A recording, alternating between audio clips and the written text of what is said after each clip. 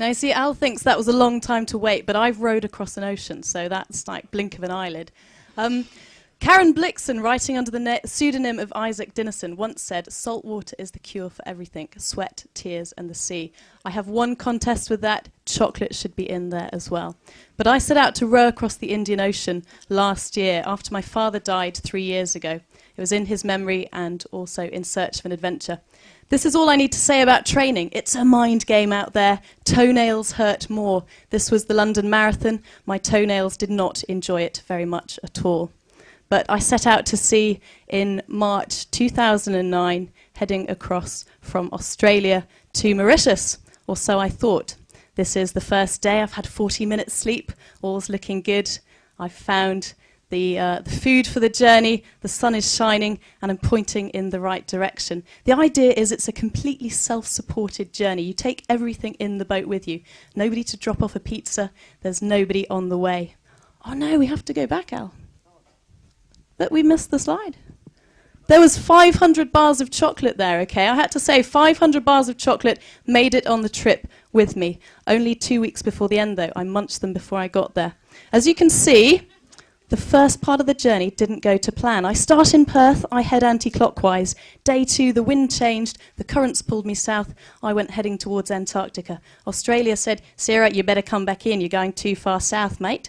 So I started again. After a 10-day warm-up lap, I put out to sea and ended up with this. It is beautiful out there. Imagine 360 degrees, saltwater, skies. It's beautiful. And I wasn't lonely. Everyone's talked about friendly people on their trips.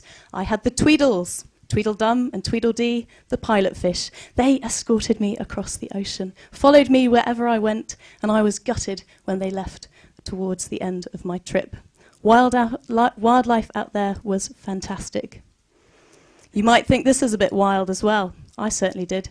My weatherman sent me a message one day saying, "Sarah, there's a storm coming. It will munch you in its fangs."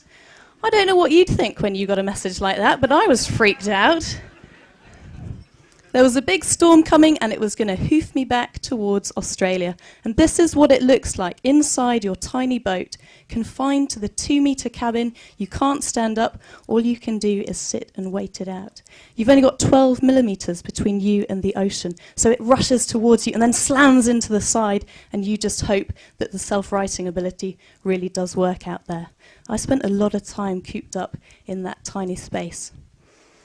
This is my very own bit of ocean knitting, as you can see. It's a little bit of the track, about 2 weeks of the trip. In the middle there, when all those storms and currents were playing havoc, you can see I go round in a big fat circle. I spend a week going backwards, then I drop down south about 150 miles and spend another few days going round in a circle. It's not just the weather that causes you problems. Your bum rots, your feet rot, everything goes a bit wrong out there. So it's such a mind game, keeping on top of it all and keeping your spirits up amongst all these things that seemingly going wrong the whole time. We'll just move on to the next slide, which is a little trick I made up to get me through the days. Good things about the day. Sometimes it would be, thank God today's over. At least tomorrow I might find some chocolate. But some of my favourite things about the day were the wildlife. Now, I've told you about the fish. Sometimes you might be rowing along and sort of hear a massive and it would be a whale surfacing beside the boat. But number one on my list of favourite things were the albatrosses. Now then, if you look in a bird book, this will come up as an albatross, a bird, but for real, it's actually a plane. 3 meters wide, and it surfs down beside you so close, and it's looking at you straight eye to eye. And you really think it's actually taking the mick because it's a master and you're not. Quick story about the ships here. You can get squashed by those big ships out in the ocean. So I was very excited one day to wake up and see a ship about to squash me. Not good. But then he crackled over the radio. "Small boat, small boat, small boat. This is Prince of the Netherlands. Do you require assistance, or are you just one of those mad adventurers?" Good moment. Ricardo again, it's about to get very interesting, Sarah. And I said, Rick, what do you mean? And he said, there's two big weather systems coming up and they're going to crash and you're right in the middle and it's going to get very messy indeed. Think big waves, think sort of the size of churches. I woke up that morning, I looked outside and I just went, ah! These things are huge. And I capsized. The boat goes over, it's dark, but it's white at the same time. There's salt everywhere, you can't breathe, and you're just hoping you come back round. That was my first capsize. And I came back round and I was hanging off the side of the boat, and I had to unclip my safety line to get back on. As if one capsize wasn't enough, I decided to land my boat on a coral reef in Mauritius.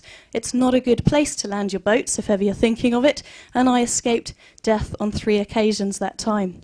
That pretty turquoise bit on the left-hand side is where I shouldn't have landed, but I did. Thankfully, I was rescued, and this is me rocking up at the jetty where there was 200 people waiting for me. I'd spent 4 months by myself. I was freaked out to see them, as well as very excited to be alive. Super happy to have made it across and shared some of those amazing times with the creatures out at sea. Big old hug from the family. A little bit surprised that Mum wasn't hitting me around the head at that moment, having worried her for 4 months out there. But it was such a special time, and sort of a big thank you to all those people who'd helped me along the way. I just did the rowing. There was actually a massive team supporting me back home, and my dad, he'd been looking after me the whole way across, I reckon. And this is my favourite slide. Australia on the right, connected to Mauritius on the left by the racing line, the green one. It's about 3,100 miles.